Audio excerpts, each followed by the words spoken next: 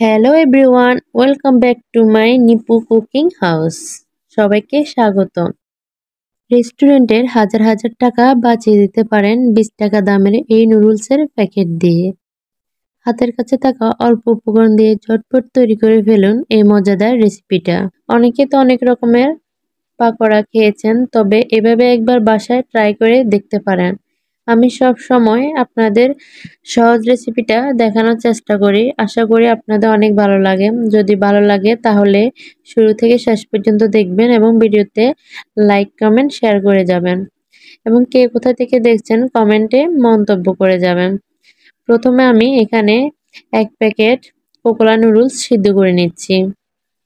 নুডলসটা বেশিক্ষণ সিদ্ধ করব না, 2 মিনিট সিদ্ধ করে নেব, যাতে একবার আস্ত থাকে, না গলে যায়।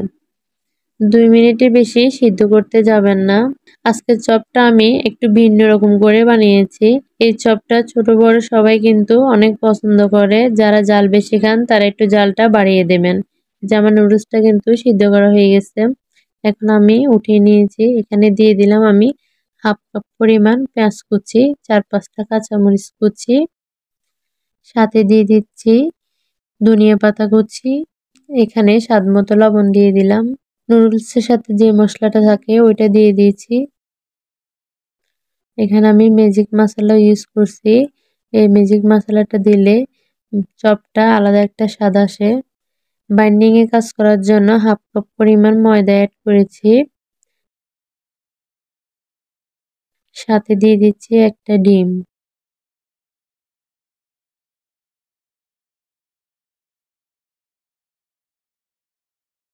এখন সবকিছু আলতো হাতে মিশিয়ে নেব।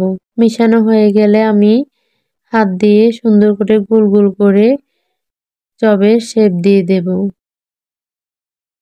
এই চপটা কিন্তু ভাজার পরে সস দিয়ে পরিবেশন করতে অনেক মজা লাগে।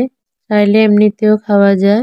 আমার সবকিছু মাখানো হয়ে গেছে। হাফ কাপ পরিমাণ ময়দার বেশি আপনারা দিবেন না, তাহলে আর এটা নুডলসে ভরা থাকবে না।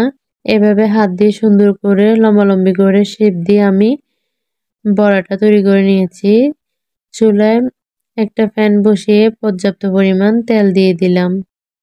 তেলটা যখন গরম হয়ে আসছে তখন আস্তে আস্তে আমার আগে থেকে করে রাখা চপগুলো দিয়ে দিচ্ছি। চুলার জালটা মিডিয়াম টু লোতে রেখে আস্তে আস্তে এপিট ওপিট করে সুন্দর করে সবগুলো চপ এভাবে করে ভেজে নেব। চাইলে এর থেকে ছোট করে দিতে পারেন, তবে আমার কাছে এরকম বড় বড় চপ দেখতে কিন্তু অনেক ভালো লাগে, তাই আজকে আমি একটু বড় করে চপটা তৈরি করে নিয়েছি।